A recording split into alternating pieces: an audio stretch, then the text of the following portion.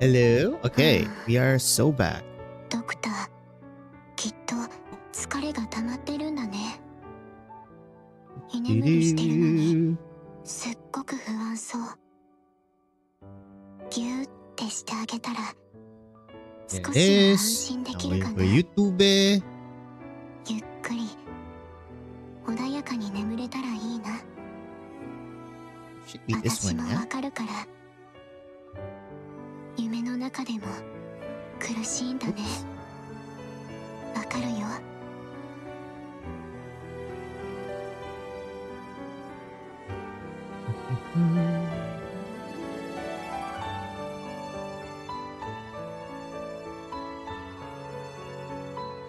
Save this.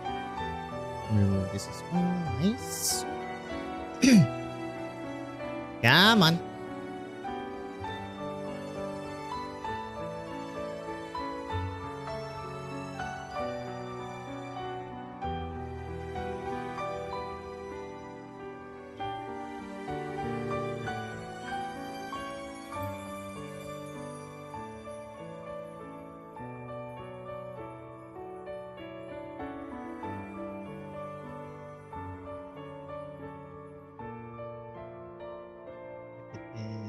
This, yeah. The control room, whatever. It always says that, but I'm just gonna assume it's already ultra low latency.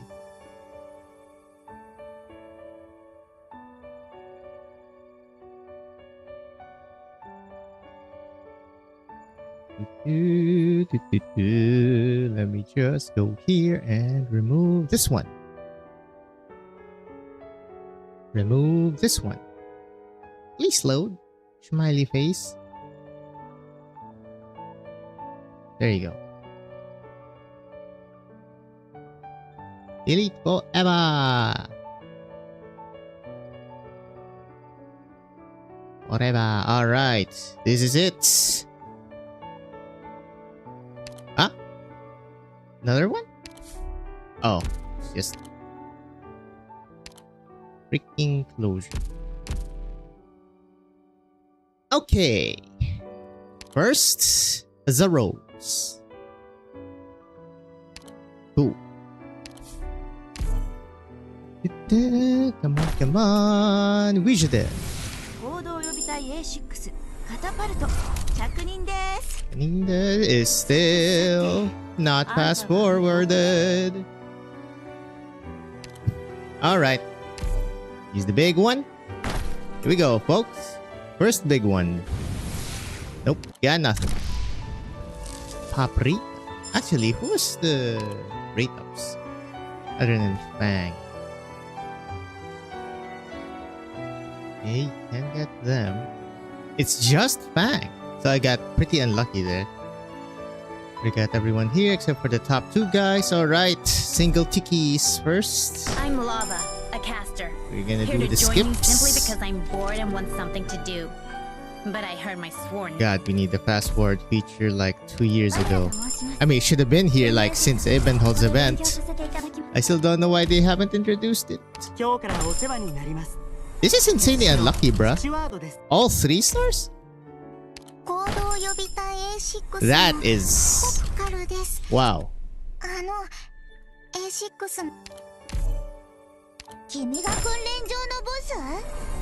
That's sad when I'm happy that I have something higher than 3. Okay, we should have enough for at least 300, yeah. Hopefully it won't come to that. Another 3-star. Remember, folks, it's actually 3 stars are way lower.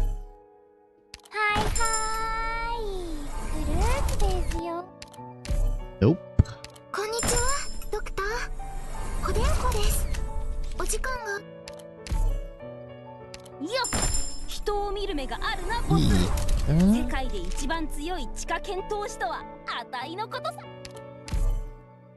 I need a job. And being a pharmaceutical company, surely Rhodes Island won't turn down an experienced plant hunter.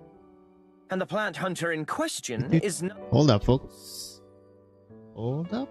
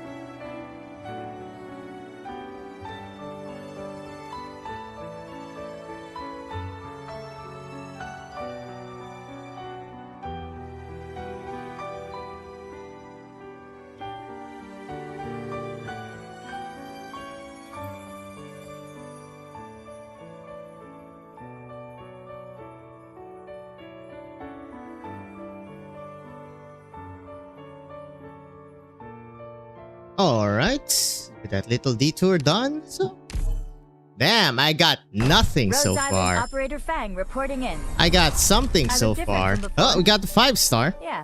Hopefully we get both the 6, yeah? Please? I'm Lava, a caster. Please? Here to join you simply because I'm bored and want something to do. But I heard my sworn. How many pulls have I done? 23. That's something. こんにちは。 Most. マスター呼んで Oh, くださ we're い。 close to using the 10 boys. I don't know if I'm gonna use the... 医療オ What ペ do レ you ー call ター that? のススーロです。 Selector? I 彼 might? は各方面に精通していて、 I am Ansel, a medical Nothing intern. from single pulls. I'll be assisting with Unfortunate. surgery and internal medicine. Well, it's time to use some of the big boys now. And Zippy. Wow. A blue bag. This should be illegal. There should probably be like at least one 5-star in 10 pulls so that never happens again. I'm gonna use this. Wow, still unlucky. And that's only one 5-star, bro. We're hitting pity. And even hitting pity, it's not guaranteed. Multiples? 1 6-star, and it's in the end. Okay, we got Wishadel at least. Time for Logos. Where is my boy? He's definitely not there.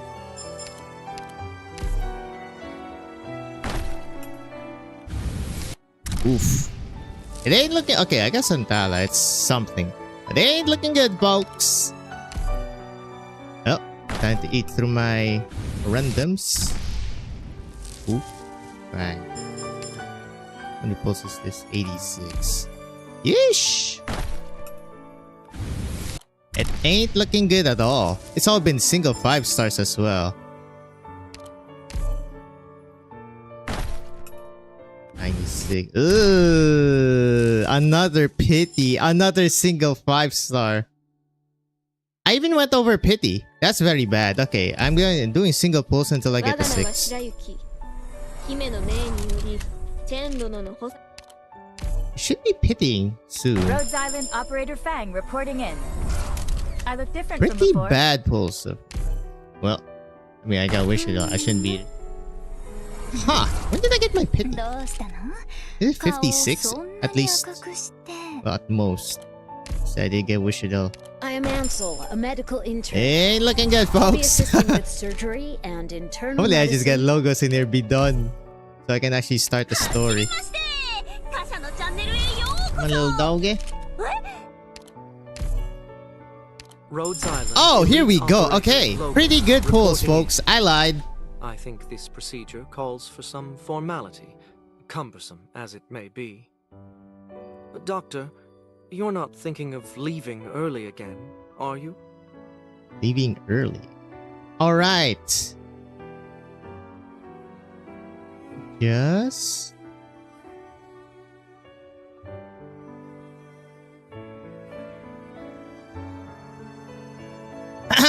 Excuse me.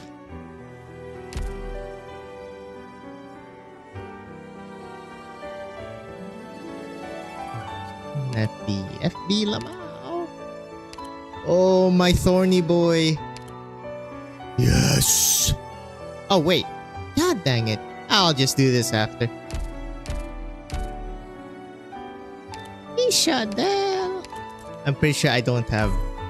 You don't have to Don't have prove it anything prepared. to me with your videos. I'll use her after the event too. We'll see how you Since she's take advantage kinda... of people's lives. Not so. Can't you come up with something new, Doctor? Other than this useless little garbage? Why don't you, say, have Calcit sing me a song? Or if that's not sincere enough, you could Ooh. join in. What's Give this? me a duet? Arsonist Renegade? Schneezy. You don't have to prove anything to me with your videos. We'll see how you take advantage of people's And lives. where is my boy? We'll see closely. Logos. Right, got them both. Pretty This good. battle once offered much inspiration for choreography.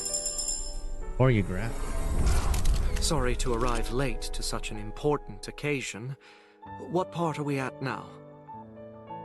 My face is flushed? Hangover removal incantation. Looks like there are still some hiccups. We are gonna see Hangover mechanists in removal incantation I the was working the on new with CN Mechanist. event. CN. I guess it's technically an event, but the new game mode. They actually stealth dropped him there. This battle once offered much inspiration for choreographing my Oh. cadence. Module, right? Because you're a lord.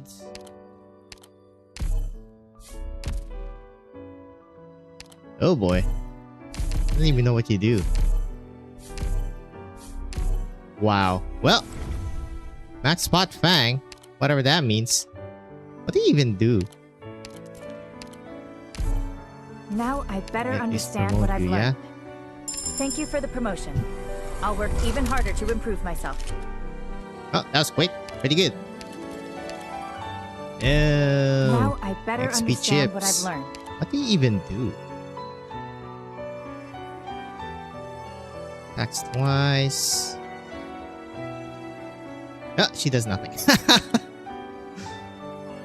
E2.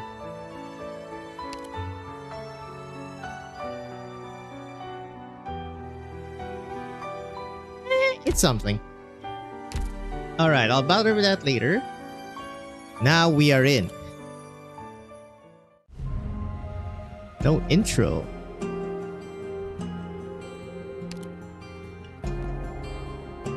Okay, sanity based. Cool, cool, cool. We have a shop. Eh? Oh. Projection of souls. Small shop. 14-5. Is this Civilite Eterna? I'm assuming?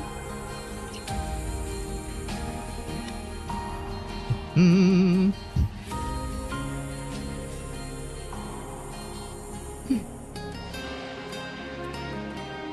Yep, it's done to Ash. Pretty much a mishmash. Or what do you call that? Medley. Alright, it's time. Okay, I have actually avoided any and all spoilers for this. So we should be Gucci. Fallen from memory, prepare to seek the ending. I mean, it is the ending of Victoria Arc. Well, at least this side. Because Siege does have a side story. Not every meeting has a beautiful ending, Amiya. A lot of stories end suddenly. A lot of stories keep us tossing and turning in our beds. And some stories end with a long, long sigh. Assuming this is Teresa. In a wilderness without end, people meet and go their separate ways. But at a crucial moment when we cross paths, no one knows if we should really be saying such solemn goodbyes.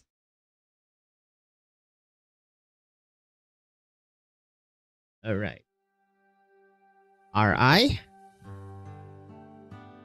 And yes, there she is. Come in. Oh, we're still here. Teresa, you're back. Amiya? What's the matter? Look what time it is. You should be in bed if you don't want Calcet getting angry with you. I know, but can't sleep. Want me to sleep with you? It's okay. You still have work to do. You've been waiting for me all day, haven't you? Did something happen? Nope. Everyone's been very nice to me. I'm keeping up with my homework too. I finished all the assignments Dr. Calcet gave me. The hell's that homework? We've been really busy and I shouldn't bother you, but I don't know why. I really wanted to see you today. Is that right? Come, Amiya. I'm here. Teresa kneels down and hugs Amiya. Through the babble scenes. I'm here for you now. I mean, I know what's with the babble scenes, but you know. Alright.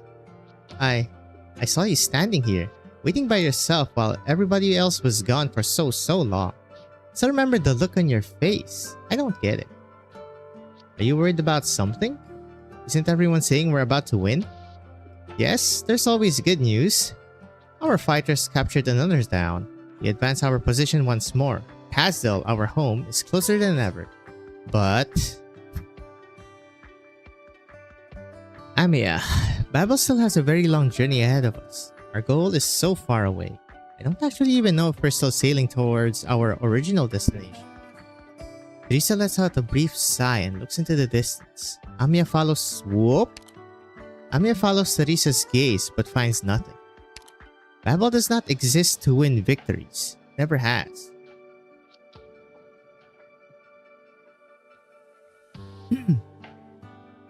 Victories and scars go hand in hand, and those scars are far more difficult than we ever anticipated to heal. Or rather, can they even be healed? Teresa's voice is very soft, almost like a dream melted away in water. As a cloud of mist rises, the brief momentary smile that she had before now seems distant and hazy. The unconscious girl thinks that for a moment or two, the woman holding her hand all this time almost seemed to have disappeared into the mist herself. And so Amiya makes the effort to stand on her tiptoes and stretches her hand out. The young girl's soft fingertips touch the forehead between the eyes of the King of Sarkas. She tries to smooth those knitted brows. They can. They will. Teresa, I still remember what you told me. Perhaps, one day, be able to let everyone on this vast land fall into peaceful slumber. That's just ominous, man. Right. That includes you and me. Go, Amiya. You have lots of time to talk about the future. If you stay up all night, you won't be getting any taller. What are you going to do if you're still a teeny tiny bean by the time Rhodes Island is proudly sailing across the vast lands? Whimper. Yup. If I point my ears up, I'll look taller, won't I? You really don't want to go back to your room, don't you? I'm not being naughty, I'm just... Alright, let's not tell Calcit then. You can stay a little longer. It's been a while since I told you a story, hasn't it? It's okay. I still remember all the stories you told me. Long time ago, there was a great big desert and a tiny little doll made of sackcloth. The little puppet swore he could cross the desert to find the legendary Plains of Hope. You've never told me how the story ends. Oh, that one, huh? There were a lot of scary things out there in the desert. If I were to tell you, you'd never sleep again. I'm not scared of them. Besides, with you telling the story, I'm sure it'll have a nice ending. Alright. Yeah, she died. The desert. It was so vast and wide, like there was no end to it. Our little puppet had been through many great adventures, and at last he made it. His goal was right in front of him, the Plains of Hope. What were the plains like? Kind of place that anyone would like to call home. Kind of place with all the carrot pies I could eat? With everybody on the land ship there too? What's with Babel and carrots? Maybe. But things are never that easy in these stories. He still had to overcome the last obstacle that stood in his way. The desert was very cold, and the wind there never stopped. In the light of the twin moons, there seems to be some black-cloaked shadows whispering to themselves. But the moment he looked for them, they disappeared. What were the black-cloaked shadows? They were the echoes of the oldest despair and sadness. If they catch you, you'll never escape. This is literally from Babel. Shadows whispered amongst themselves and laid trap after trap to stop the puppet. The black-cloaked shadows didn't want to let the puppet make it any further. They did everything they could to try to get him to turn around. Because if the puppet made it through the desert, hope would start to spread their way and they would disappear. But the puppet didn't know that. His goal never once changed. The puppet made it past their traps and foiled their plans. All the tricks they had up their sleeves have failed. They were furious, and they decided they weren't going to hide anymore. They were going to duke it out with the puppet and fight him to the death. When he saw the shadows rushing toward him, the puppet took out a long spear made of a needle and some threads. Then he... Teresa, why did he become the echoes of despair and sadness? Well, about that. Did they catch horopathy? And the pain kept them up at night? Then maybe the puppet could cure them. It's like what you and Dr. Calcit want to do. Cure them. The puppet cured them and turned them into, happy and peaceful shadows, then everyone could go to the Plains of Hope together, right? Were they born baddies who like to scare people? No, dear, of course not. The puppet found out that they all had wounds on their bodies. It was the wounds that turned them into who they were. Couldn't he fix them up with his needle and thread?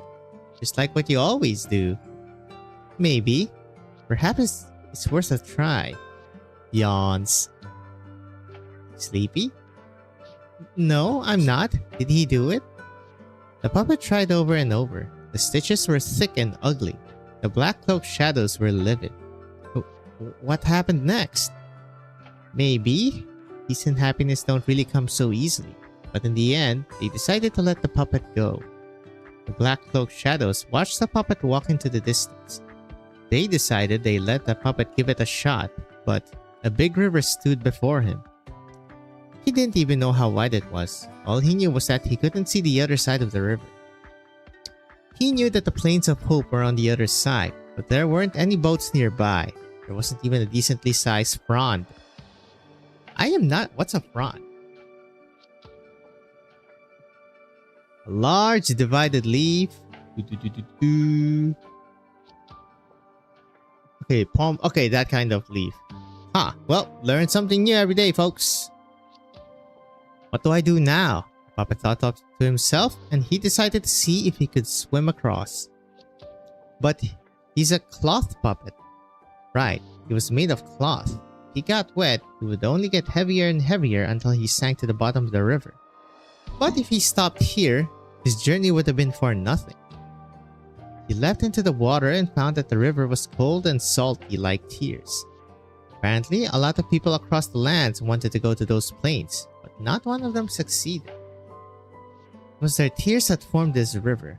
Puppet finally understood just how many people shed tears over this. Zzz. The puppet swam and swam. He felt his body slowly soaking up the tears. The other side of the river really exists. Perhaps the shadows were right.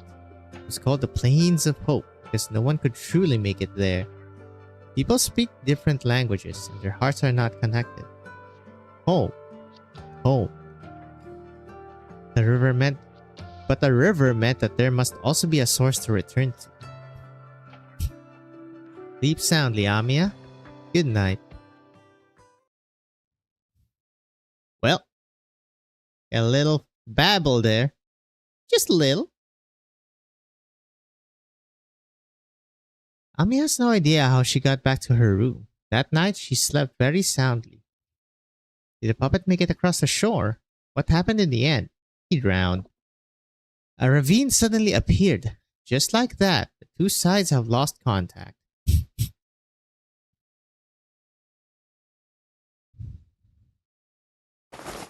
Hello, Ferran Moots. Amiya? Ah, Doctor, when did you get back? Is everyone waiting for me? I'm sorry, I'll just need a minute. You did well during the battle. Yeah. It's okay, Doc. I'm all ready. Let's head over there together. Oh boy, okay, so what did the Sanguinarch ritual do then? We're about ready for departure. Every one of us has to leave Brentwood. Good thing these bones are large enough for us all to fit. The military and the MC must already have caught wind that we've taken control of the town and the lifeboat. It goes without saying that the skeleton is of tremendous importance. I forgot his name was Lifeboat. Their counter-offensive might already be on the way. Perhaps the Sarkas are watching our every move as we speak. Ever since their rapid tactical unit, the Witchling, took to the skies, it's always felt like somebody's been watching us in the midst. It's unnerving. Battle will only get more dangerous from here on out. We all know that. The Exemplars will not give up their counter-offensive on Londinium. We have no other choice. Taurus people have endured just long enough already. Good thing we seized the skeleton. Under ideal conditions, it will serve as a temporary stronghold. The wounded and civilians will also get to settle down a little. I wonder if there's a CG like the other chapters. Besides, if what Hodor said is true, it can teleport anywhere. Although it might make the users nauseous. I'm assuming it's gonna be the Amiya medic? This is indeed some much appreciated help, but something is bothering me. Why would the military commission defend such an important transport to the death? Perhaps they gave up because of the pressure of the battlefield, or perhaps Dukarael, the Sanguinarch, underestimated his enemies. I'm gonna assume the latter. But it's more likely that their plan in Londinium has already reached a stage where they can't afford to worry about anything happening outside. Sanguinarch still completed his final ritual. Exactly, that's what I was saying. That may be exactly why they turned their gaze not to the life bone, but somewhere else. Hodrer has finished negotiating with the consciousness left in the skeleton. It will, yes, listen to our proposal. With its help, you will be able to return to the battlefield at any moment. Most importantly, it gave us an opportunity to get close to the airship and the shard. If we make use of this trump card well, just maybe, we'll be able to mount an airborne assault on central Londinium. Take out their headquarters directly. Good, I like that. The area around the shard is heavily guarded. My guess is that the military commission's airship won't let us hover over their heads without a fight. All we can do is find an opening for our strike team to enter. As soon as they've made it in, we'll have the lifebone depart. Means the strike team can't retreat. But at the same time, we still have to get to the bottom of what's been bothering Amiya. What exactly are the Sarkas planning? How to foil their little tricks? Won't be able to take the shot with this little time by ourselves, but we still have friends inside that massive city. We need to get in touch with them. Where the hell is God, I forgot the unicorn's name. According to our intelligence, there likely aren't many combatants stationed inside the shard. Based on my experience fighting their commander, if Theresis, Amiya, what would you say our chances are? No, we should avoid a direct confrontation with him at all costs. No one is strong enough to single-handedly defeat Theresis. Besides, our greatest threat right now is not a single powerful Sarkas hero. Rather, it is their ambition to see their plans come to fruition. We will only be able to end this war quickly by stopping it from happening. These squads on their own can't end the war. Still need a Victorian military. It's true that the Duke of Windermere perishing in the front lines is beyond what any of us might have. Oh. Give me, Lady Delphine. Standing beside you now is an intelligence officer in the service of Duke Windermere, not her daughter. Pay me no mind. The Duke of Windermere's untimely passing has disrupted the fragile balance on the outskirts of Londinium. They are on the brink of war. Until a few weeks ago, I was still under the impression that if the Dukes were to put their mind to it and attack Londinium together, a Sarkas defeat would have been all but assured. This will be a decisive battle, one far worse than what any of the bigwigs have been anticipating. I'd like to say they wish this upon themselves, but it's the frontline soldiers and innocent citizens who are suffering right now. So, when the time comes, who's gonna win? Us, the Exemplars, or the Dukes? Well, that was awkward. Sorry, I guess I shouldn't be asking that before an operation. It's fine. I know what it is you're worried about. There's no need to worry. Great many people stood up, raised their heads, and woke from their dreams because of this calamity, whether willingly or forced. You're far from the only ones. We need to focus on the problem at hand, how to break through the battlefield for our Londinium counter-offensive, as well as how to stop the Shard's strikes. Easy, the next step in the Sarkas plan most likely has to do with Origin. Okay? It's very likely that they will apply ancient Sarkas region in Regionum. We don't have time, we need to decide on a route for it. Okay. Taking the battlefield head-on is our one and only choice. We receive a transmission indicating we have several Rhodes Island support teams on the way. There are many things we will only be able to accomplish here as Rhodes Island. Where's Misery? Okay. I will command their operation. I will see our strategy executed flawlessly and put this crisis behind us. It seems none of us have any objections. That being the case... Everyone turns to Amiya. Suddenly, you feel a hint of relief, gratification, excitement, and pride. After all, you are standing right beside her. This war has come to a head, and Theresis intends to use some more decisive and forceful means to tear Victoria to shreds. This has nothing to do with whether the Sarkas truly have a right to revenge. It has nothing to do with whether the nobles may bear this heavy burden for Victoria. If we solve all our problems by destroying our enemies, then this land, plagued by war from the beginning, has no hope. The Confessari and Theresis are there, at the heart of Londinium, toppling this empire standing on shaky ground. I will go to them, and I will stop them. For that future, and for the future of all.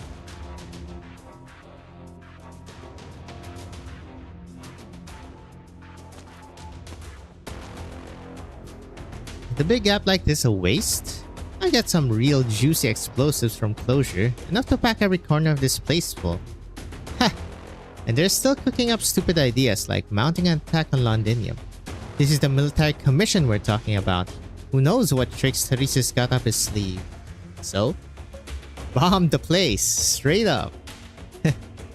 Why do you think the military commission went through all that trouble to hide the skeleton, instead of treating it as a second airship? This thing is fragile. Only thanks to the witchcraft device that we can communicate with the Ferenmut's lingering breath of life. An attack, no matter how weak, could spell the end of it. Think I'm talking about dropping bombs out of it? I'm saying let's make it the bomb. A bomb that can fly just about anywhere at once, that can fly right into Theresis' face at any moment. The perfect bomb. Okay, that's actually a pretty good plan. What? You're still thinking about letting it take us back to Castle? We don't deal with Theresis, we aren't going anywhere. Let's take the simplest path to solving our problems. Yeah. Got something to share with the class? Nothing at all, but I didn't expect to see you so tense. Did I teach you a few deep breathing techniques? Huh? Whatever, W. Get in the right frame of mind for this operation. Otherwise, no amount of explosives is going to fix what's going on in your head. That just means we're gonna need even more bombs. If you say so. Whew. Ines. What? Remember when you ran into that lich the other day? Never mind, forget it. You're wondering whether the Theresa out there is real or not again, aren't you? Enough of that already. I'm not the one you need to convince. I wasn't the one who called her a fake first either. Did I ever tell you your arts are disgusting? I didn't need to read your shadow. You've been pretty anxious for a while now. What will you do if you run into her again? I told you, it's a fake. I'm gonna kill it and be done with this. And what if it's not? Then I'll rescue her and get to the bottom of everything. That's Theresa. I know. I think you don't. You haven't figured out how to treat Theresa, how to handle an enemy leader. That's a taboo, and you know it far better than I do. Sarcasm expletive, Ines. You know what pisses me off the most? I remember a lot of stuff. I remember the crystal on the head of the old fart who taught me how to make explosives. I remember the prices on your heads. I remember how Her Highness wrestled with that door and how Calcit once got her hair caught in the same door. I remember all these things that don't fucking matter. But I don't remember. I can't for the life of me remember when the last time I saw her was, or even what we talked about. Yeah, I barely ever had a normal conversation with her. There were so many of us on the ship. I was small potatoes, and she was Babel's chairman. It was probably a joke, some silly complaint or nagging. But it definitely wasn't a goodbye. This time, I'll make up for that and say it. Then I won't forget it.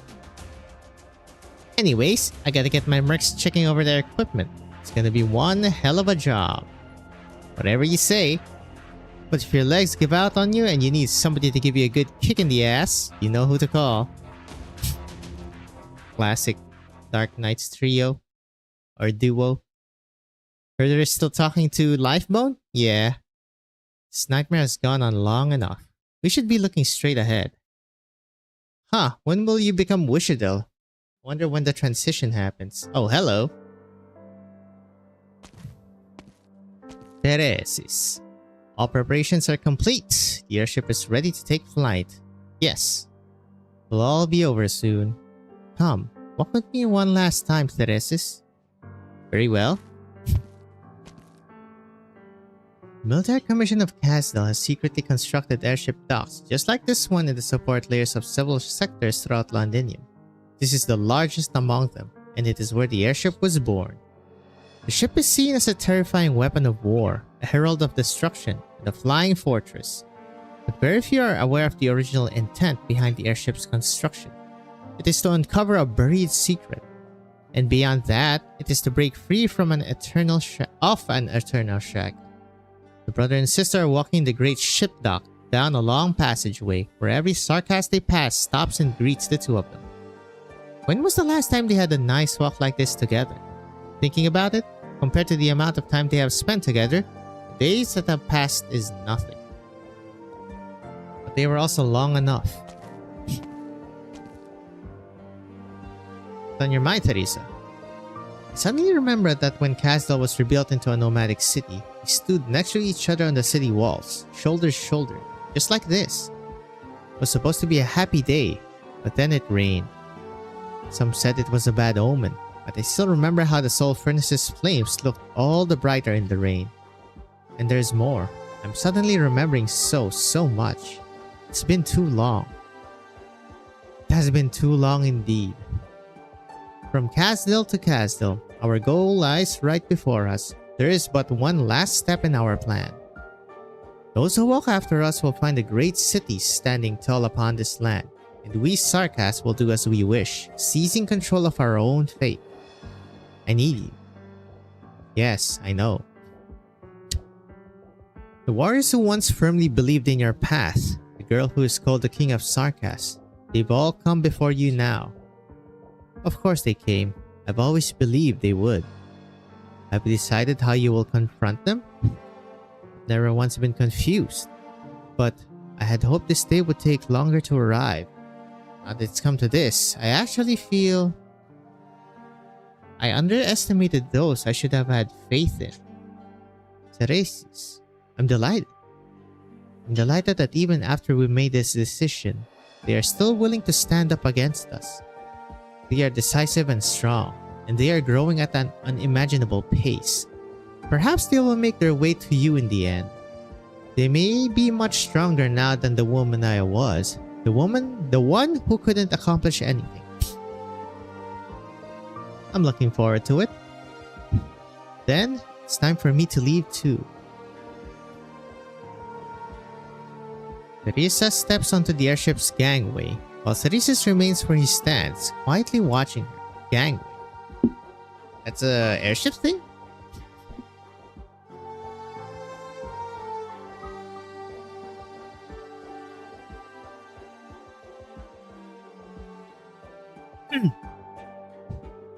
Oh, those are gangways? The platform thing? Okay. This time, we should bid each other a proper farewell. Well, he's looking a lot more morose. Teresa reaches her hand out and smooths out the creases on Teresa's cloak. Ancient Sarkas, goodbye. Goodbye. Well, another goodbyes. The silence lasts until the steel door closes and its thick shadow shrouds the two of them. They say nothing more. That's the intro. Nope, worry, keep going. Manfred? Nope. The pulsing of the myriad souls is ceaseless. Teresa lightly closes her eyes to bear with its surge. The endless murmurs are like the tide. It exhausts, drags those within it ever downward, and it suffocates. Perhaps within it once existed brief moments of happiness or the occasional delight. There is simply too much pain. So much that the pain permeates every word and sentence. Oh myriad souls, even though I have almost completely exhausted myself, I still cannot see the other side. Shattered hearts abound on these lands. And so, even if I have only grief at my disposal, even if my body was wroth of tears, bear my oar and be my arc. Knights. Let tears carry tears, and let suffering lift up suffering. It's time that we set sail. Oh, we're still going. Hello, a Fanil?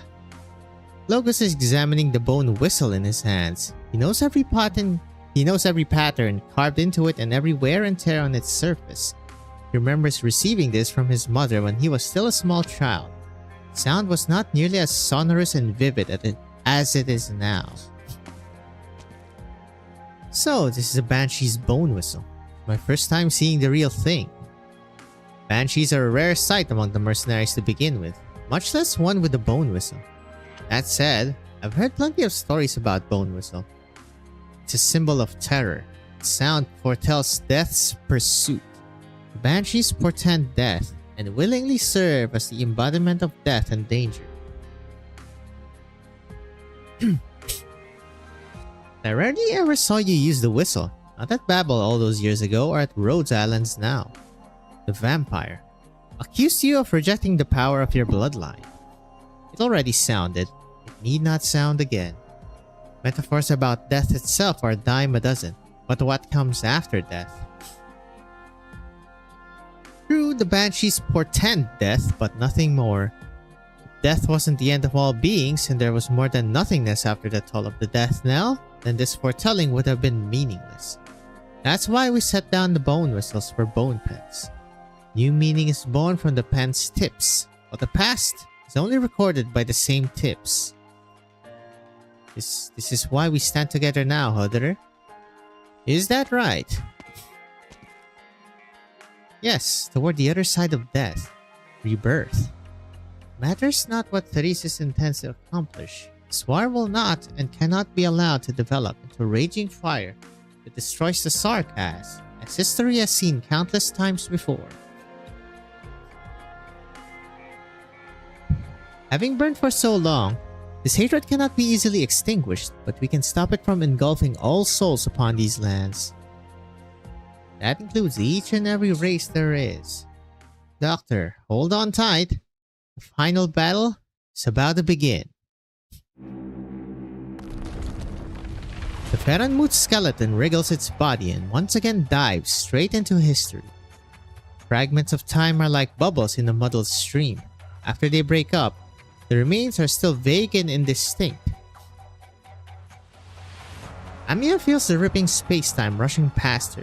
You look at her and see her eyelashes twitching. What exactly does she see? Perhaps nothing more than reflections passing by or fleeting hallucinations.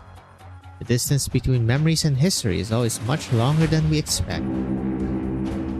Womp womp womp womp. Well, it's just there. Countless sceneries, both ancient and modern, swept by under the Ferranmut's frame. Those who find themselves within are astonished by this advancement or regression of times, the disasters that unfold before them, and the happiness in their hands. But when looking up them from high above, perhaps these sights have never actually changed. Then, the illusion grows much stranger and more twisted. A seed is rapaciously absorbing nutrients. It writhes, whimpers, trying to tear away all fabricated representation. This creation, far beyond human comprehension, waits silently. The slightest movement is enough to rend the continent and allow the crystals to proliferate. That was red. No, this isn't right. This isn't the Ferranmut's power. The sky. The entire sky is burning red. Oh, here's the ritual of Mr. Dukarael. The life bone is out of control. It's been pulled off its original course. Are we under attack? Ready damage control. Guard the entrances to all cabins. Watch for attacking aircraft. We're preparing anti-boarding measures. All non-combatants, retreat to your shelters. Mercs, fan out. Don't let any drooling morons onto the ship. Any damage reports? I'm checking, but what's going on? This makes no sense. The sensors I set up are all reading normal. The skeleton's not damaged at all. I just got word from the observation post. They've spotted no enemies. We're losing altitude. I can't control it. What the Sarkas expletive is happening? Isn't this skeleton your best friend, Hodder? Get it to chill out. Hodder, can you adjust the course at all? You mustn't land in the center of the battlefield. I'm trying. Buckle up, everybody. I don't want anyone getting flung out through the gaps in the bones. I've set out all my drones to try to pull the Fahrenmut's bones back and reduce the impact of the crash. Don't get your hopes up, though. Our descent isn't slowing. Going by the current speed, we'll hit the ground very soon. The meaning of language shall grant us wings. I command these words to lift this weight. Jesus Christ, his arts are broken. It's working. Keep chanting your incantations, Banshee. Holder, keep steering us north. There's a valley there. We should fit right in. I'm on it, but my link with the Fahrenmut is fading. I can't control it much longer. Monster? Excited howling. Attack the doctor. Prepare for impact. Joyful howling. See, its claws are digging into me. Calm down, doctor. You'll be fine. Amiya, how are things going over? All the wounded civilians have been relocated. Vice and Rock are working on getting transport secured. Got it. Ines, my mercs have anything to say? They're all here with me, working on getting some witchcraft going. We'll need a little more time. We should be able to withstand half of the impact's force. Tell Hodera these bones won't shatter here. The valley's in sight. Our angle's not quite there yet. We need to turn left by another 20 degrees. Last chance for adjustments. 20 degrees. I'm certain of it. All hands, brace for impact. The rest comes down to luck. 10 seconds to impact. 5, 4, 3, 2, 1. Wow. Was that the first time they've done that? A cliffhanger? Bruh moment. Okay, adverse environment. Here we go. Limited time. Operation meeting. The origin of all has been revealed, and all shall return to it. Originium pollution. I'm assuming... No. It's not the tornado. Right? Tornado? Oh, it is literally the stage. Okay, who do I use? I use you. Wait, where's your module? Yeah, exactly. Of course I'll use you. Of course I'll use you. 3 Vanguard, sure. Sure. Yeah, I need my Lord modules, dang it. Who else do I want to use? I want to use Muinar? Nah. Maybe. I want to use Chungus. Ooh. One defender should be good. Horse. Mitai Pawn. Do I want GG? We'll see about that. Reread. I don't know if the modules burst. Probably. Scalter, maybe. Virtuosa, also maybe. Yeah, sure, why not? Then, where is her face? Stand to attention. Yep. Looks meta enough.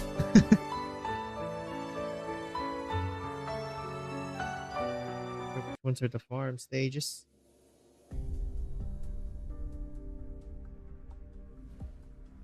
Oh, we're in the underground. Highbury Borough, Londinium. You're back. How are things up top? Same as ever. Maybe worse. I used to be scared of those devil mercenaries who ask you for a smoke. The worst you'll get is a slap on the face if they feel like it. Now, it's all monsters you can't even describe that'll turn you into a puddle of blood without... But that will turn you into a puddle of blood without so much as blinking. You know what? I've been sleeping better, because I know there's nothing but death if I run into one of them.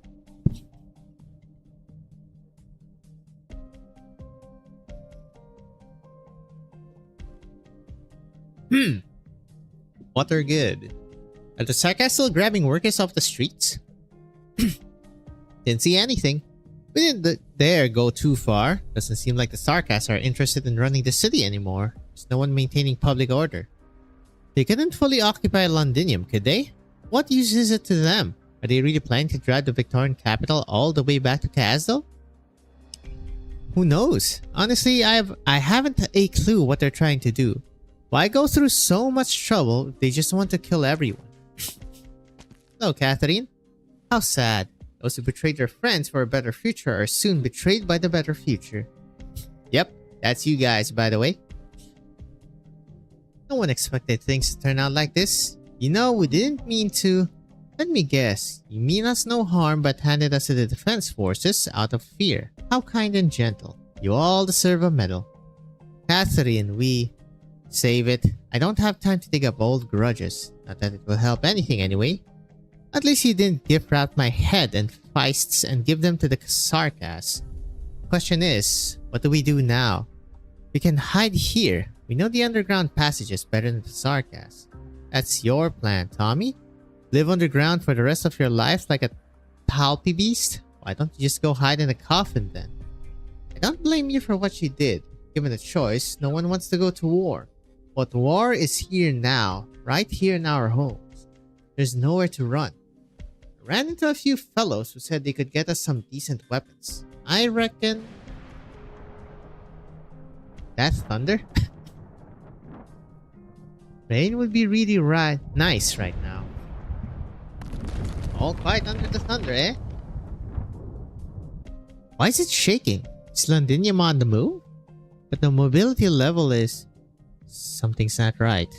Let's head up and see what's happening. Be careful.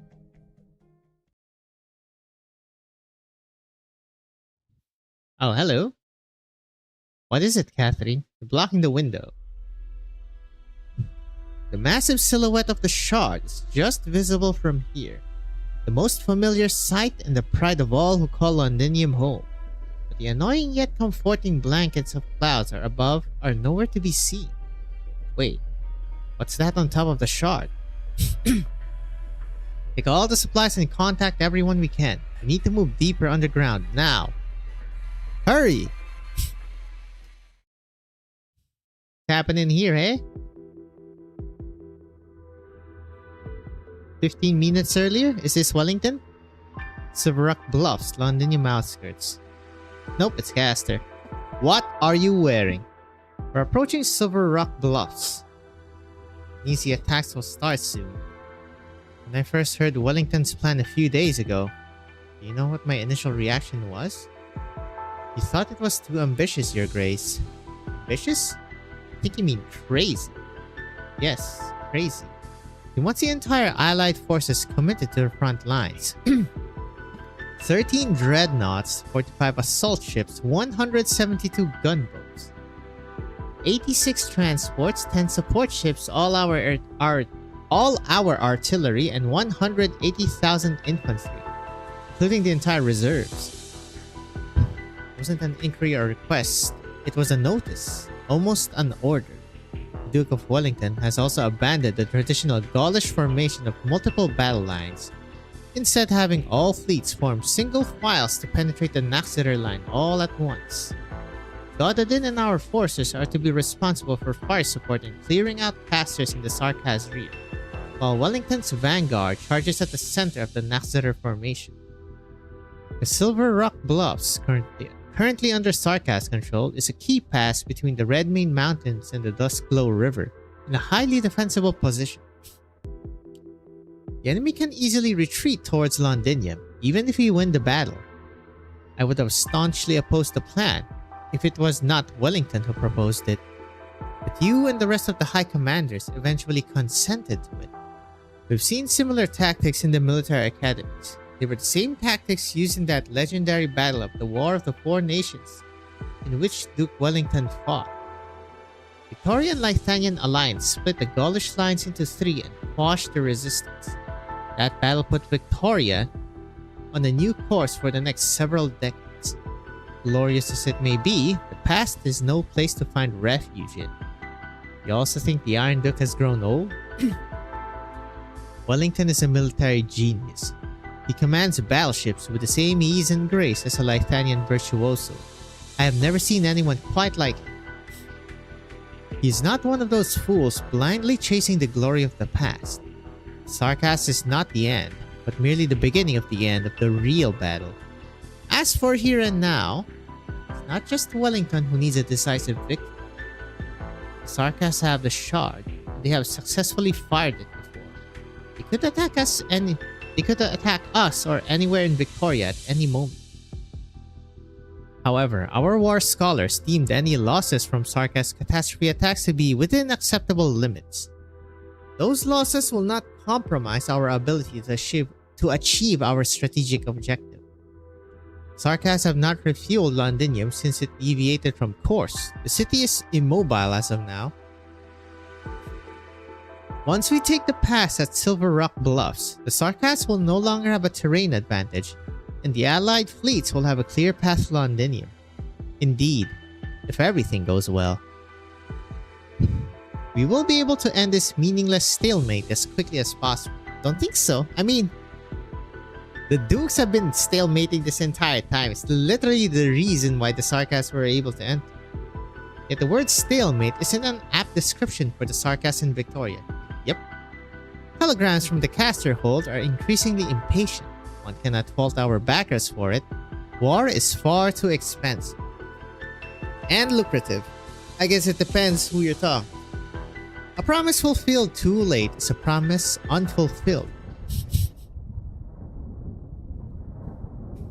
Are those the cannons of Gastrel going off?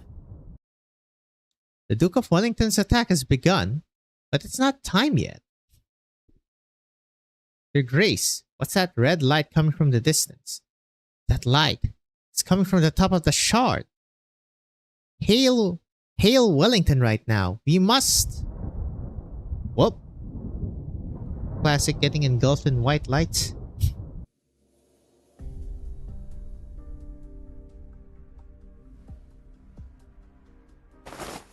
Interesting fadeaway? Ouch. Doctor, are you okay? Doctor will be fine. Monster absorbed the brunt of the impact. Where are we? The good news is that we fell into a canyon. Our precise location is uncertain, but we're at least a distance from the worst of the fighting. Closure, Horn, and Siege have gone out to scout our surroundings. You should be briefed on the specifics soon. We're still assessing our personnel and equipment losses. Preliminary reports indicate that pre-impact measures were effective and losses are acceptable. Medical and engineering units are already at work. I'm afraid there's been some troubling development. The sky is red? Watch your step and keep up with us, Doctor. Here comes the Sanguinarch Witchcraft.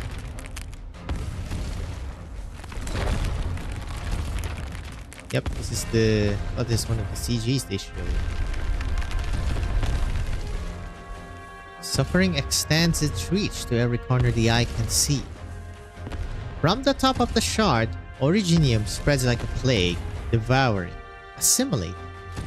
Buildings, ships, armies. Originium devours all and quickly expands. An unprecedented calamity indeed. One that puts even the most terrifying catastrophes to shame. And yet, an army marches through the roiling Originium crystals, its tattered banner visible even from here. Suffering is but a marching order for the Sarkas. The ever-hungry procession of Sarkas advances to the horns of Wayland, sinking their teeth and claws into any enemy they find. Well, guess that is, Priestess's vision-ish. Bloodstained boulders litter the wastelands as far as the eye can see, looking decidedly out of place. The whipping winds have ceased, giving way to a rising fog. Why was that hard? The withered grass remains unstirred, yet countless tattered bandages already dangle across. Sarkas warriors stand in line, soundless and motionless, waiting for the embodiment of death and decay, the master of war, their king Nezalim. A withered figure emerges from the death-filled fog. Oh! He completed the staff! On the hills, he stands. Through the swamps, he passes. Out of the fog, he glides, through wind and sand, rising from the withered grass. And upon the art's ritual circle, he descends. Tattered strips of cloth fall to the blood-filled columns, like a bony hand caressing a tombstone.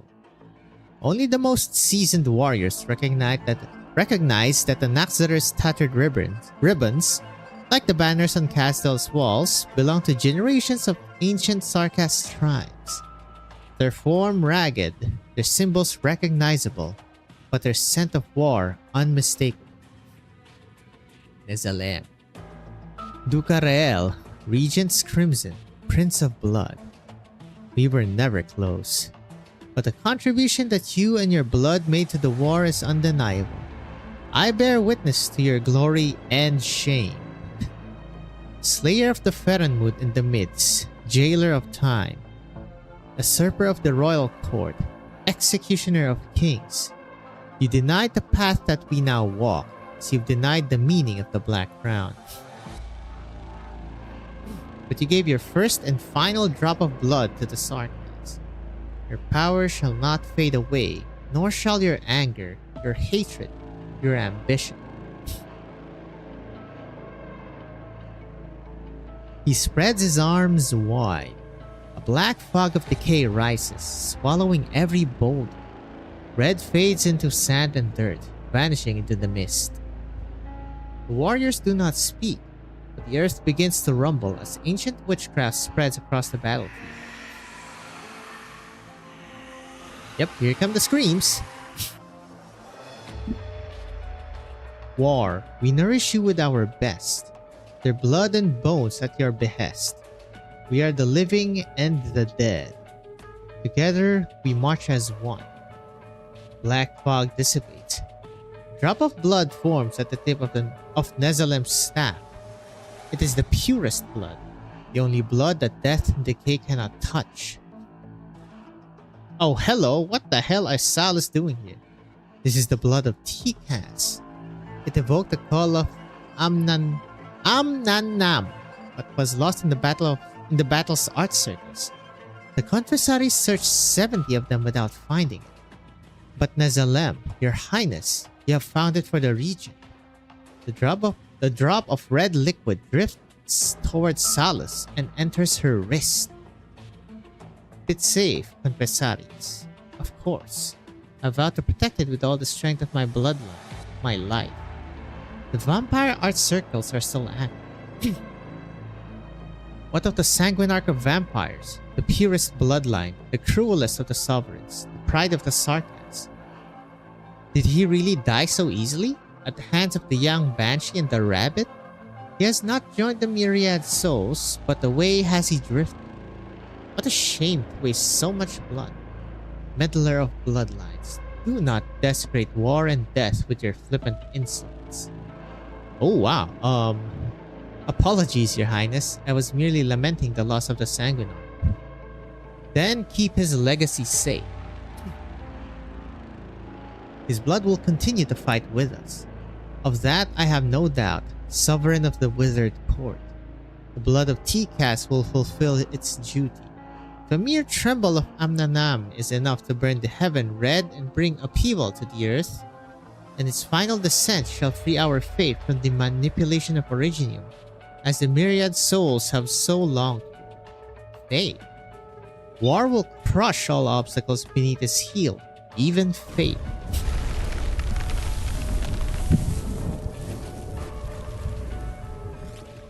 What you doing here? Deadwood's throne rises, attended by innumerable war altars, casting a massive shadow on the battlefield. Silent columns of warriors step into the strange catastrophe, continuing their advance. We will advance before the storm, both the living and the dead. This war belongs to all Sarkas. Oh, he's actually on the move now. That's a crap ton of Originiums. New beginning. Oh, hello! Another quote from one of the sovereigns, General. No. I was simply reminded of the furnace at the center of Castle. Oh, the big one. I witnessed many feedings before I came to Londinium. She is a Sanguinarch? It is an honor for a fallen warrior to be fed into it, becoming the fire that propels our progress. But it never seemed to be sated. Small wonder. The flames of a revenant's rage only burn stronger. Nadine, would you call the nomadic city by the name of Castle your home? What is the meaning behind the question, sir, when the final battle has already begun? I was raised on the battlefields outside Castle. Black rocks and the bones of my fellow Naxxter are the only things buried beneath the city's walls and wheels. Where is home if not Castle? Okay, so she's Naxxter. Yes, what other answer could there be? The future is lined with uncertainties, but this much we know. This war ends where a new beginning emerges. Have you made contact with Ursula? No, they were very thorough in mopping up Brentwood. Just as you predicted, our casters have picked up the trail of the Ferenmut Skeleton's movement. They considered attacking Londinium, attacking the Shard directly. I gave them a chance. Far too many chances. There is no question that Major Ursula has been negligent in her duty. She had better have a good explanation if she lives to explain. Have you located the skeleton? We have a rough idea of its location, but it will take time to find it on this vast battlefield.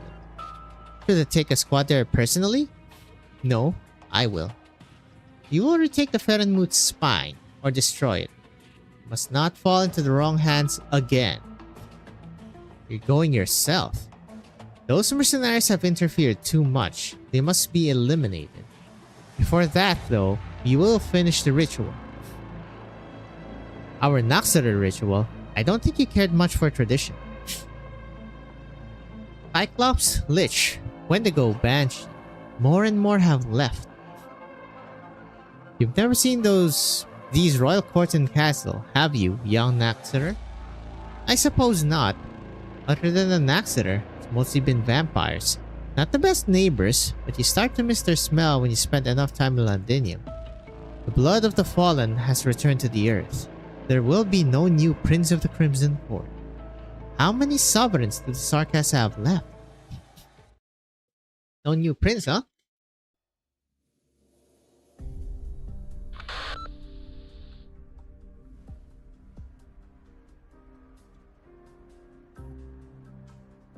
I cannot tell if that's just a rock formation or an overturned battleship. Bzzz.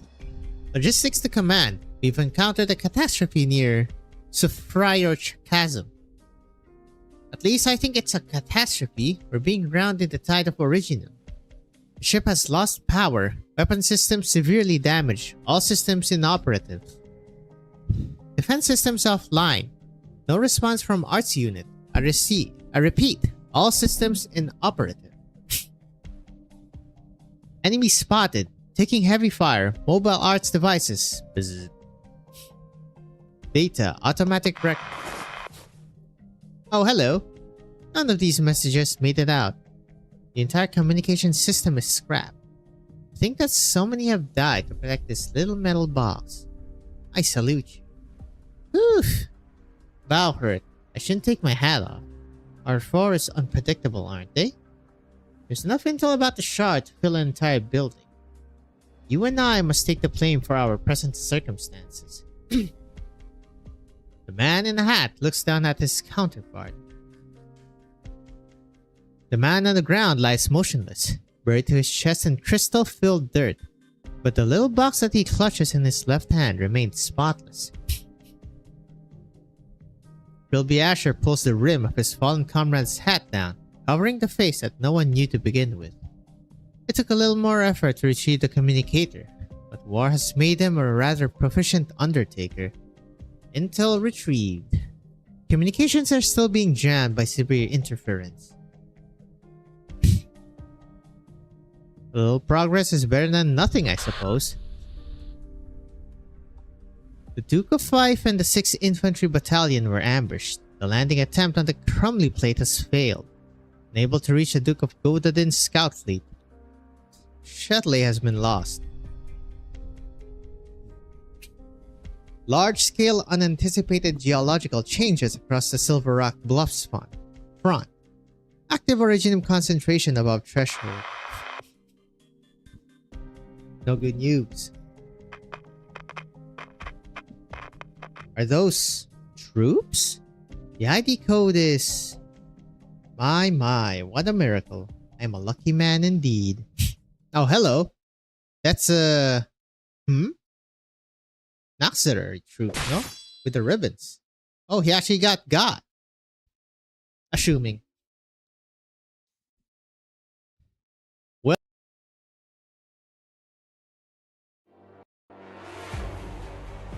Honor your orders! Move out!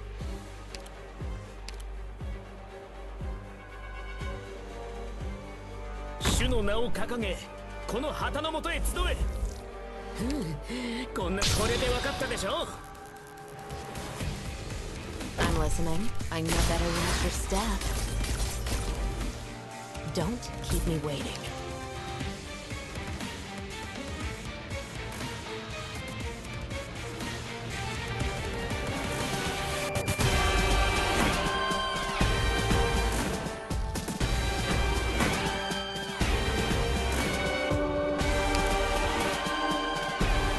Att välja vårt byte. Volcanic soap contains lots of originium particles. Let's not get out of my home. An improv from us. これで分かったでしょ? Many intellectuals must join a battle before penning a decent... War. A word I've not heard in a long, long time.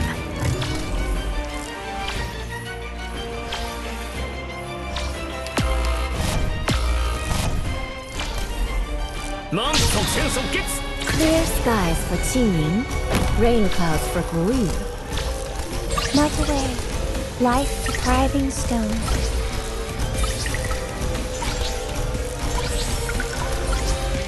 You stepped into my domain.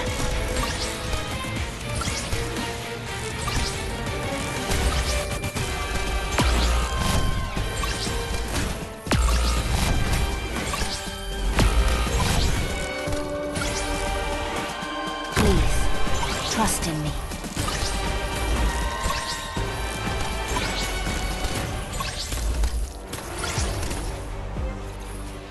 You can go do something else. Qui non è successo niente.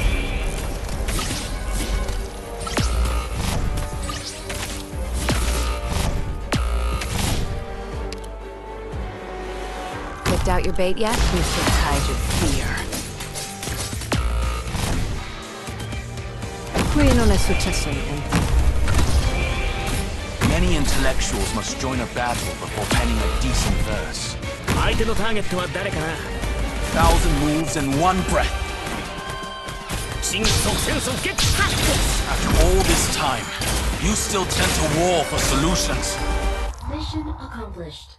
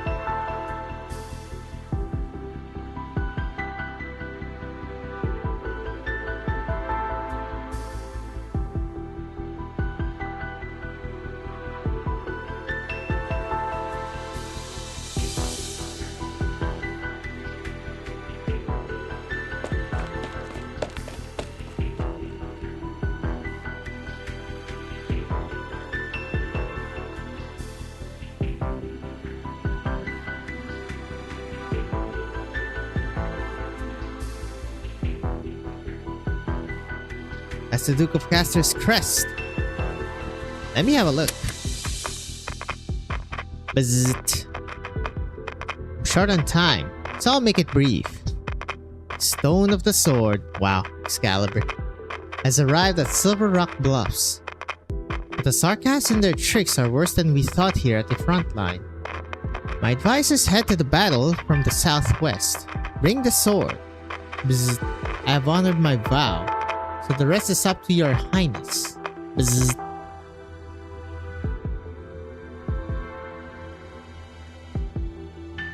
No change, no improvement. Can tell your new pal that if it doesn't get back on its ass soon, I'm going to break whatever bones it's got left, one by one. It's long dead. Not like I can feel pain. Why not pick something more meaningful to vent about? The skeleton's voice was already ebbing. After the crash, it had stopped responding altogether. The nerve bundles are withering. We've tried everything we can think of. Lubricant, supplements, even some crazy witchcraft I'd never heard of before. My verdict is... right now, it's nothing more than a colossal and breakable skeleton. It can't be dead then, can it? I mean, it's already a dead Ferenmut. You're telling me it can die again? Hey Ines, pass me the mine over there, the one wedged between the bones. Glad you asked, nearly stepped on it.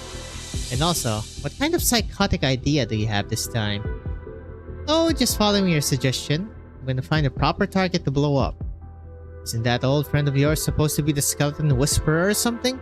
I'm sure she's still got an unbroken rib or two, so she should be able to talk. Maybe. Well, she will if she knows what's good for her. Ursula. She does know plenty of the Ferenmut's secrets, and it's clear she hasn't told us everything. But I have the feeling that she won't be able to help with this particular problem. Right.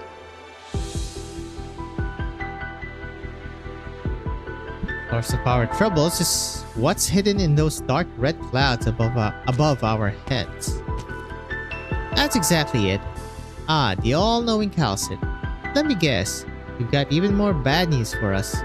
Regular catastrophes have no effect on Ferenmuts, even if it happens to be one that has been dead for several centuries. The tunnels that it travels in can even drill through time, so how is it that a storm can seal them off? What's happening here is beyond the scope of a mere catastrophe. As we were falling, I had a vague feeling that the enormous ancient sentience remaining in these bones had gone. Gone somewhere I could not touch. It died its true death? Our connection with it has been severed. It might only be temporary, but if it takes too long, we might lose control over it for good. Your deduction is correct. Upon his inspection, Logos confirmed that the Sarkas witchcraft cast upon the skeleton is being disrupted by a massive source of energy. It seems the vampire's ritual is completed. The Confessarius, Kisartu Saj, is aiding Theresis and has achieved what the Sarkas could not for millennia. Amnannam, an ancient wound that refuses to heal. The Cunabula of suffering. Cunabula, I don't know if that's a...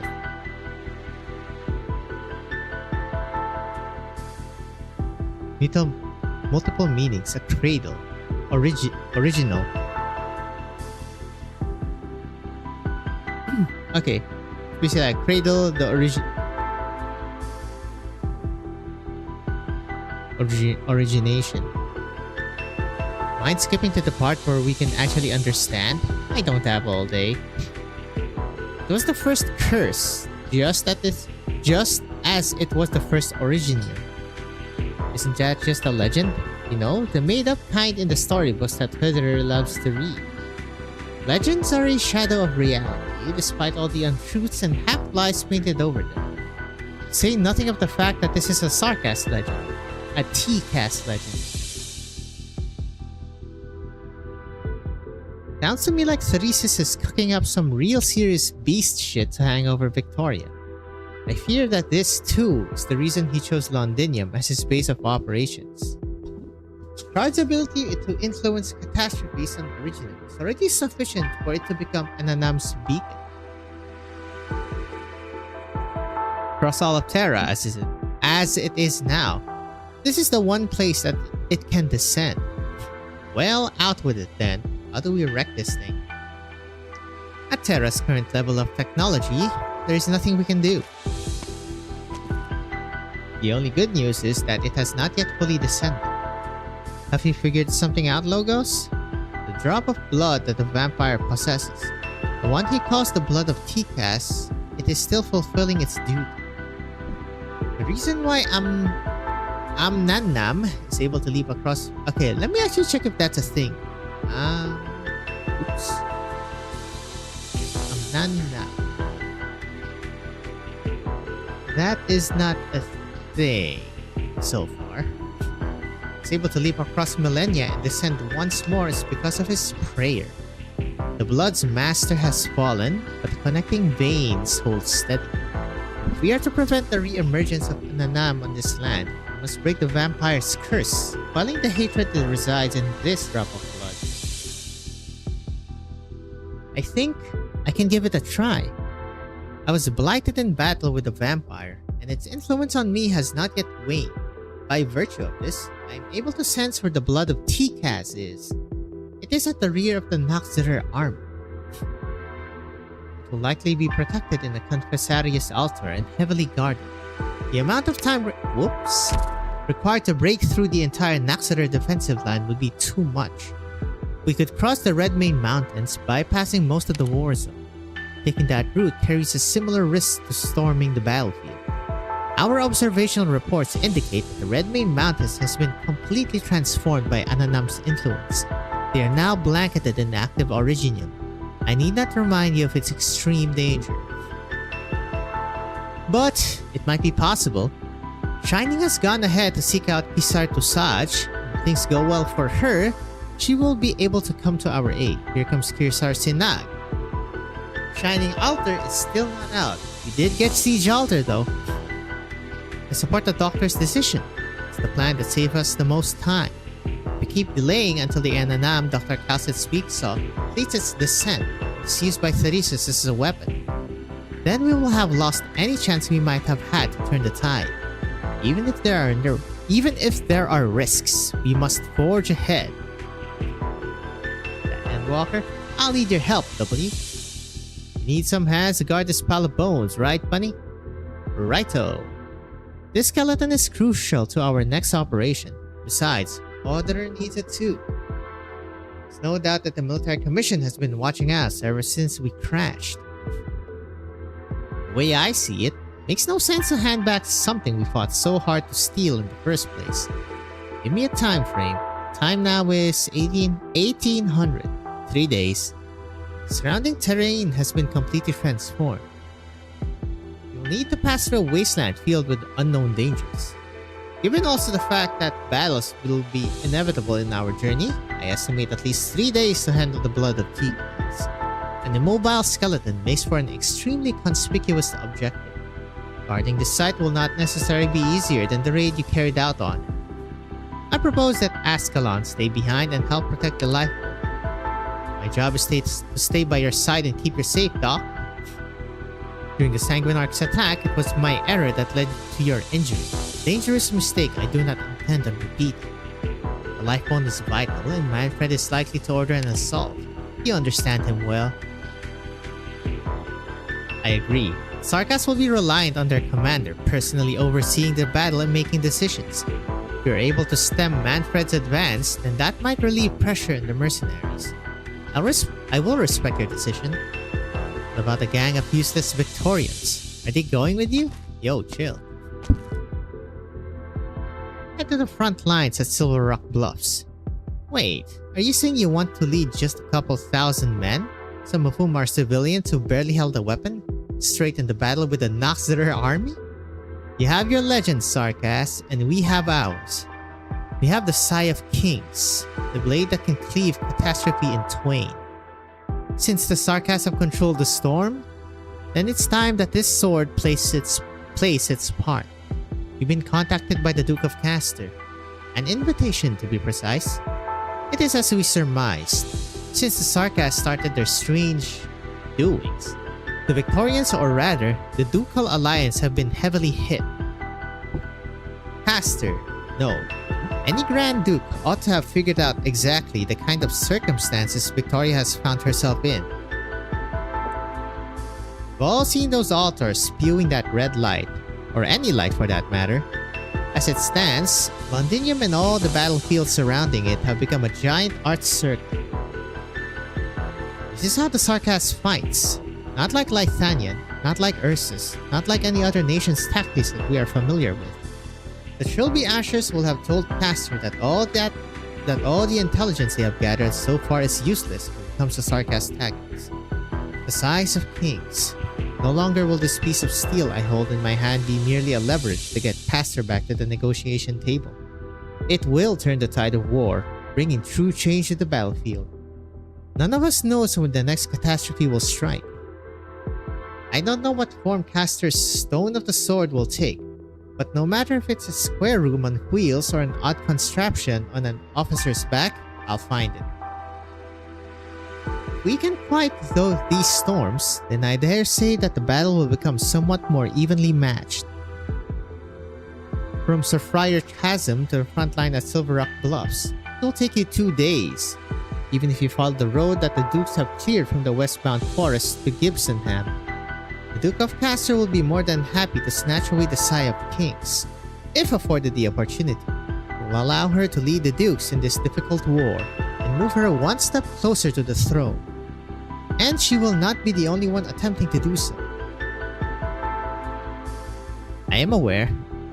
The Duke of Windermere has died in combat, and her troops have retreated from battle. If any other dukes withdraws their forces, the scales of war will be tipped even more against us. The war will drag on, Londinium's restoration will be delayed, and more blood will be shed. For Sarkas and Victorian alike, this is the battle that will determine our ultimate fate. And as for us, we are the exemplars. Wherever a miracle is needed the most is where we will be. Besides, this sword really can calm storms, as the legends say. I dare say it would help speeding along your journey to Londinium after all this. Closure? How'd you know I was done with my preparations? Keep things short. Your ever reliable Chief Engineer Closure and her team have come up with 7 different plans to get around the comms interference. This equipment of mine has also started analyzing that super catastrophe's trends and the impacts. Originium-triggered reactions always leave a trail, no matter how intense they are. Things like dust concentration, activity index, and then their spread conditions. Well, I'm sorry to say that all these metrics are pretty high as expected, so we can't tell what's going to happen in the most dangerous regions. We can deduce which parts of the battlefield are safer, relatively. That is, of course, we can go deeper into the heart of this battle and obtain more data. Misery's agreed to be our bodyguard, but since you guys are already heading over to where there's most action going on, I figured we might as well tag along. So, could we trouble the exemplars to look after us? Gladly, we are duty bound. Making sure that things don't get any worse in Rhodes is Rhodes Island's mission, right, Calcit? Thank you, Closure. Doctor, let's both go down here. Could I go with Cheese or Closure? Prefer to stay here with a skeleton. You're serious? You do realize that with the bunny and the crone's pet gone, I can pretty much do whatever I want, right? I know you fear for the safety of each and every operator, which makes you hesitant to choose. But the truth is that I need you to come with me. We can go behind Emily Eyes together so we can deal with the altar problem. There is no changing what we will face during our final confrontation. Originium has shaped the history of the Sarkas, just as it will shape the futures of us all. Perhaps you still have misgivings about why Rhodes Island must intervene in this war. I did not have the opportunity to explain in the past, and nor could I give you a precise answer. I have never doubted that the dark clouds above the shard conceal some dreadful unknown. Yet when it has revealed itself, as it has now, I still find myself confronted by mixed emotions. Not want to explore the subject of fate, especially not yours and mine. But now, fate has reared its head and is coming our way. It sounds like your usual self. Originium's effects are far beyond any of our comprehension. Our? Even yours? Of course. Doctor, I hope? No, I believe. I believe that you are still the one who can change everything. Never had any doubts either. Doc, I think you should get going now. Alright, let's go. Gonna ask me for a 21 gun salute? Take care, W. Look, little bunny. Not like the sheep over there. I'm real hard to kill. The exemplars are ready. Glad to hear it, Siege. Remember everyone, time is of the essence. Every minute, every second on this battlefield, there will be people who are suffering because of Originium. Our mission is clearer than ever. Stop and announce. Right. And then we plunge into the darkest depths of the fog. To Londinium. We'll bomb that tower and grab Terra's biggest bastard out of the rubble. We'll stop the disaster before us and any more yet to come. Oh boy. So we're actually gonna fight the Naxx that are proper here. Slows the black that tints the sunny snow. Hello. It keeps going. Yo, chill. Alright, that's stage 1, folks. That was pretty damn long. How long have I been here? Hour and a half. Alright, here we go. Tutorial. Oh, hello. Secret place. Special environment adaptive ops. Learn to fight in extreme Originium environments. No, Jessica's gonna die.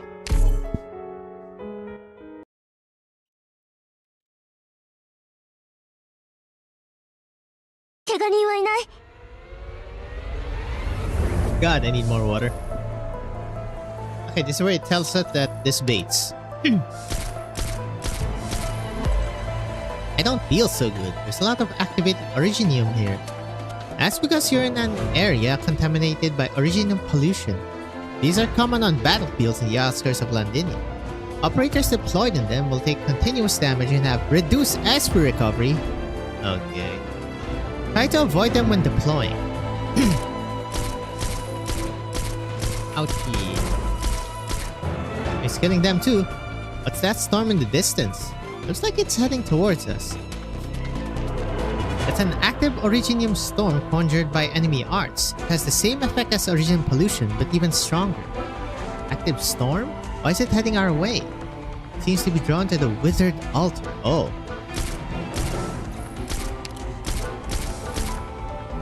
The storm expanded. Correct. Grows stronger when it absorbs the active Originium in its path. We're in real danger here, Instructor. How do we deal with this? Calm down, Jessica. We can deploy a new withered altar in another direction to draw it away from us. Once placed, we'll have to deploy an operator to activate it too. Leave it to me. Leave this to me, Instructor Doberman. High-risk jobs are my specialty. Okay, they're pretty fragile.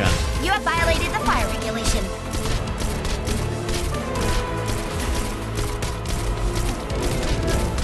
That's that, right? Okay, good. Out of the way! Out of the way! Out of the way, out of the way.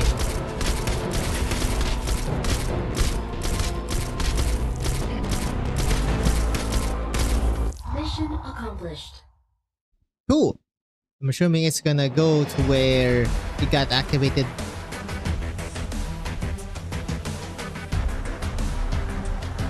The latest. Hammer and Anvil. Vanquished. Interesting. Here, we wage war on death. Cool. Bill, Timmy.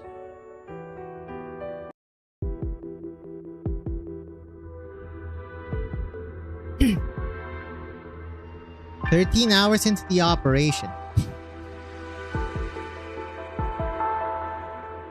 The further we go, the more dire the situation becomes.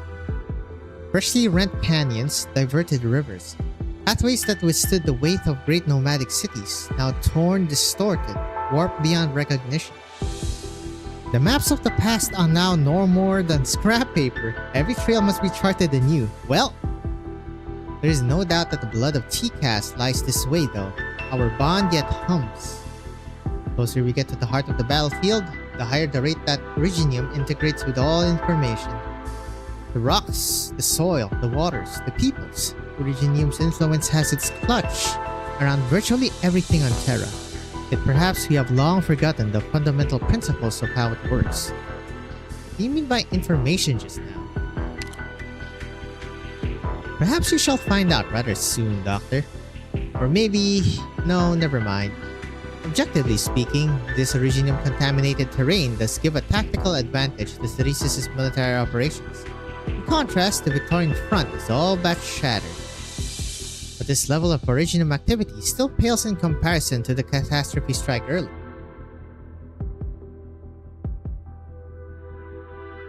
Ceresis will never use Originium so recklessly just to gain a slight tactical advantage. This much I know of him. He knows the consequences. Sounds like we're in for a difficult journey. What's that sound? There's a vehicle heading this way. Halt. Who this? The truck shudders to a stop. Several familiar faces hop off. Oh, hello. It's Paprika's crew. Master Banshee and the King of Sarkas. Minor, I told you we shouldn't have taken this road. We can't run away now. Well, it's not like they're bad guys. Weren't you supposed to stay at the Lifebone? I'll be honest here. Master Banshee, Your Highness, we were scared. Terrified. Having to stay inside that skeleton, not knowing who or what might come running over the hills to attack us. So we ran. I know that desertion is a crime, but we were never going to be any use, were we? So I beseech you, my lord, Your Highness, please don't execute us. I'll happily take the whip instead, however many lashings you wish. I'm not going to execute you, and I never demanded that you fight for me. If you want to go, then you may go. Oh, thank you. Thank you so much, Your Highness. You're wise and merciful, and can we three go along with you? Shh, say no more. Her Highness has already done us an incredible kindness by sparing our lives. And you would still demand more of her? Don't be a fool, shopkeep. How much of a chance do you think the three of us in that broken truck's got? We'll probably get blown up by a bomb. Or worse. Your Highness, this is just my humble request. But please get us off this battlefield. I'll give you everything I have. As long as these two live, I'll swear my undying fealty to you. You know, that's not the issue here. If you were to follow us, I'm sorry to say that it would be just as dangerous. What do you think we should do, Doc? Imagine to survive. You might expose our whereabouts to militarize. Not bad. We could commandeer it. Doctor, did you want to do that? I see. You're just trying to liven the mood.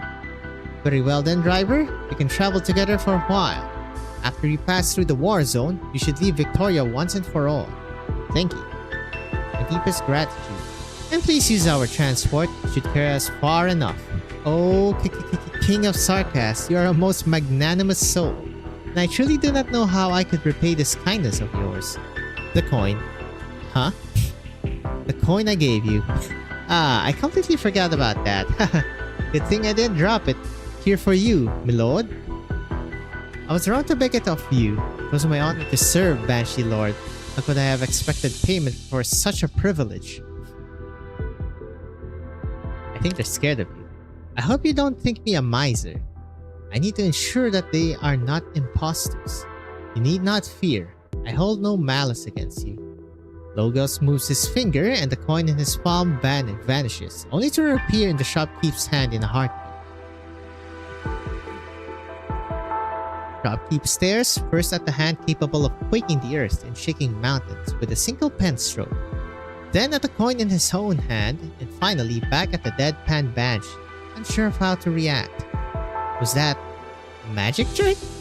How delightful. You are a man of many talents, sire. Oh my god, this guy.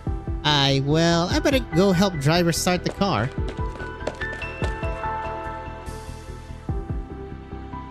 Tough crowd, huh? I saw Scout and Outcast demonstrate it several times, but I could never quite get the movements right. It's my lack of skill that made for a lackluster effect. Are you a bit of a jokester? Doctor, there are times where I also regret the fact that many of our shared memories have disappeared into the ether. I suppose the right time never came up. If we ever find ourselves time to reminisce after this ordeal, perhaps you'll be pleasantly surprised by the anecdotes of your past. But for now, we must go.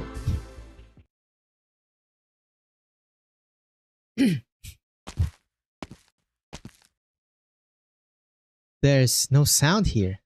This stillness is strange. I can't hear the sound of our breathing or the vehicle's engine. I can't even hear my own heartbeat.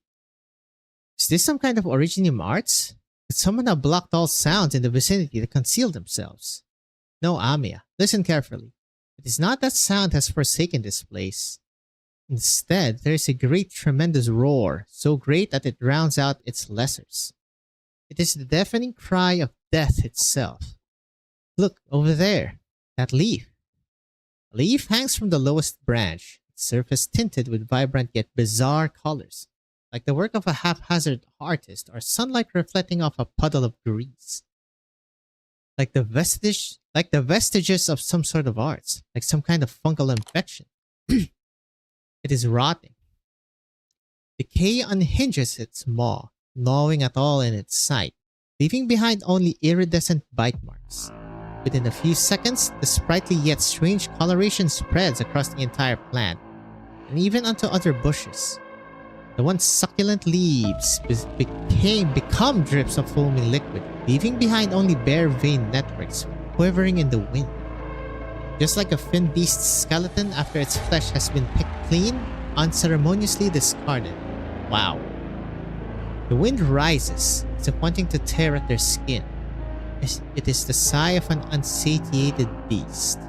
Logos, the marsh. Silver incantations flow forth, plunging into the depths of the marsh. Flashbang. Did you manage to stop it? No. The swamp monster. The muffled sound of water sloshing ripples from the marsh, echoing about in the deathly silence. The sound of a foot pulling from the ooze, then stepping down again. Steady, unseen steps churn the muddy water, slopping it to the shore. Prepare for battle. Stay where I can see you, Doc. Black arcs shoot into the marsh, but the burst of sound quickly dies down, as though swallowed up. The steps begin again, the rhythm unchanging, the resolve unyielding. A tattered hem floats above the surface of the water as ripples crash into ripples, becoming a chaotic jumble of lines and shapes. Oh, there's that screech. Monster, cautious cry. A dazzling beam of light spews forth from Monster's mouth, but the shining lance is lost amidst the dark swamp. The slow sloshing changes. Oh, hello. Yep, that's definitely a Noxeter. A series of hurried footsteps erupt in the silence, and all lost sounds return once more. A brilliant cacophony, an ear-splitting din. Oh, he's tough. Oh, hello! Why does he have the Moonlight Great Sword, huh? Death has come for you all. Stay back, you whatever you are. Look out! Cave. A Sudara. A burial shroud still wrapped around the corpse. His body has already rotten away. Conventional attacks will have no real effect. This is a form of witchcraft innate to the Noxeter, or possibly an ancient tradition. Noxeters devour life to nourish their bodies, but all bodies have an end. Once at the cusp of that end, powerful Noxeters will nourish weaker ones with their flesh, gaining unfathomable speed and strength in return, alongside witchcraft energy that no ordinary body could bear. In doing so, they become even more powerful creatures, while their nourishment allows the Noxeter society to sustain and grow. Just as fallen leaves nourish the land, and the land supports new lives, an eternal cycle. Blood. Yep, goo him with the mud. The muddy waters of the swamp rise swiftly, like a curtain, immersing the Noxeter up to his torso. At the same time, incantations wend and weave their way around the group, holding back the rot's incessant bite. Over there, quick, we'll head into the forest.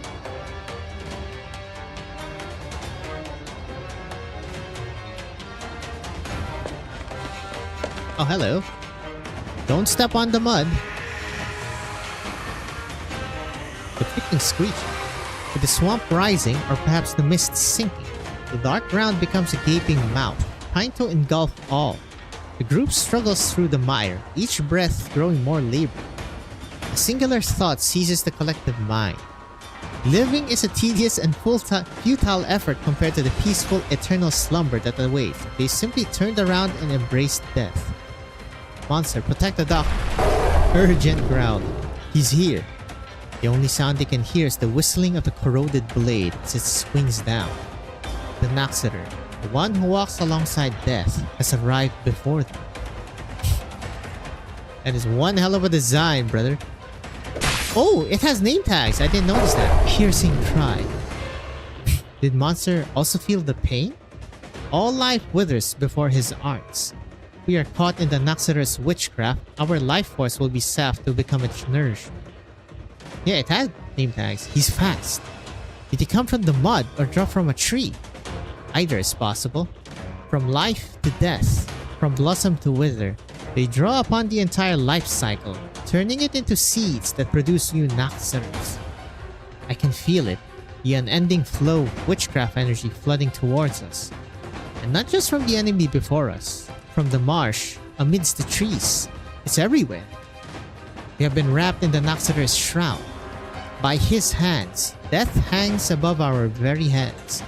Only by tearing apart this barrier of witchcraft can we defeat him. Miner, am I about to die? He's tired, shopkeep. Here, hold on to me so that we don't get separated. Driver, hold my hand. Whatever you do, don't fall. She's fading out of consciousness. I can't hold her up much longer. Ordinary healing techniques won't help. Naxater witchcraft is devouring us all. Leave me.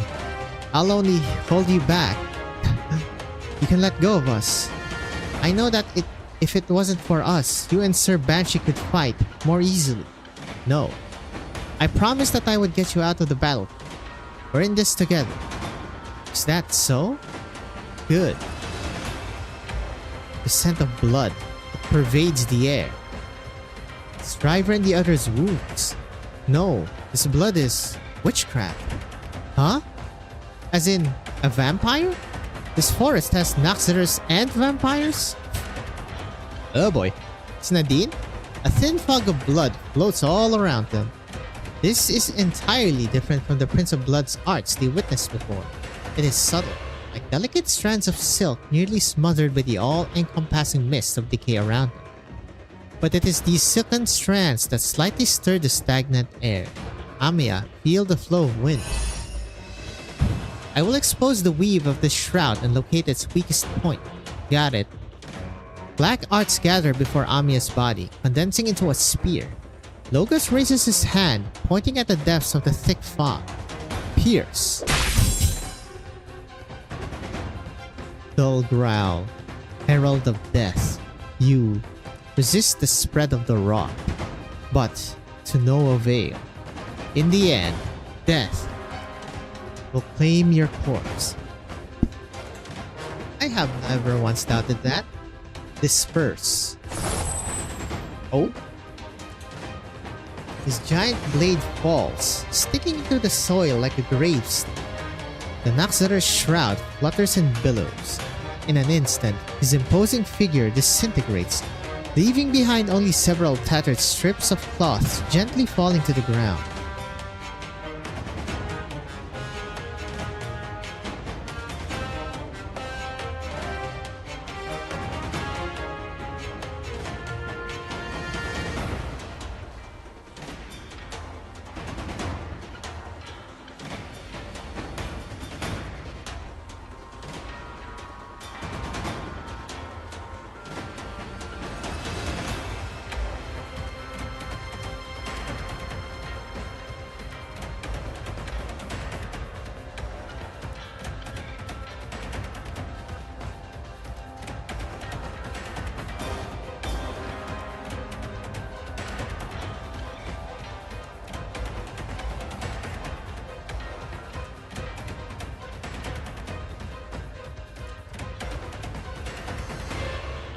Oh, folks, is he dead?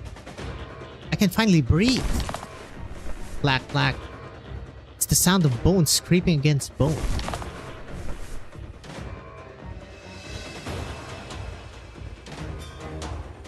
A withered hand stretches out the mud.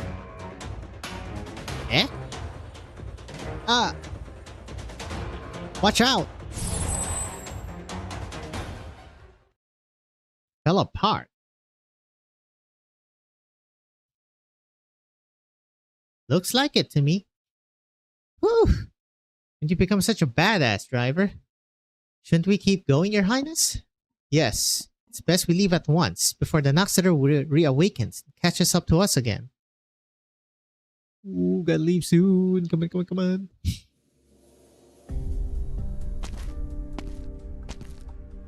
I wasn't expecting a vampiric art circle here. It's still working. Those vampiric arts that suddenly appeared as we were fighting the Sudaram. Was it because of this circle? I'm afraid it's not that simple. I'm sure you're well aware, Amiya, that those arts were cast by a vampire. Perhaps a descendant of a vampire? I assume that while the Sanguinarch has been taken off the battlefield, the gifts he bestowed will not so easily fade away. Doesn't matter. I'll do my best to put these corrupted lives to rest, as I've done before. Logos, could you please assist me? Amiya. Clean up crew? Sound becomes ever clearer, coming from behind the blood-stained boulders. This is the sound of limbs dragging across the ground, a sound that they have heard countless times in previous battles. Amiya notices the expression on Logos' face. He looks not at the stone columns, but at Amiya, a trace of emotion flitting across his eyes. It is sorrow. Amiya recognizes it instantly. She has felt sorrow countless times since the war began. Sometimes from an enemy, but mostly from her companions. Driver. Oh boy. Your Highness. When did it happen? Was it while we were fighting the Noxeter? Yes. When we left the skeleton, I brought along a rock that the military commission had ordered us to transport. I thought since it made us stronger before, it might come in handy in a battle. Really did help, right? Never dared to imagine that I could fight alongside you and defeat that strange enemy. You used a blood crystal left behind by a vampire. Did you pierce your body with it?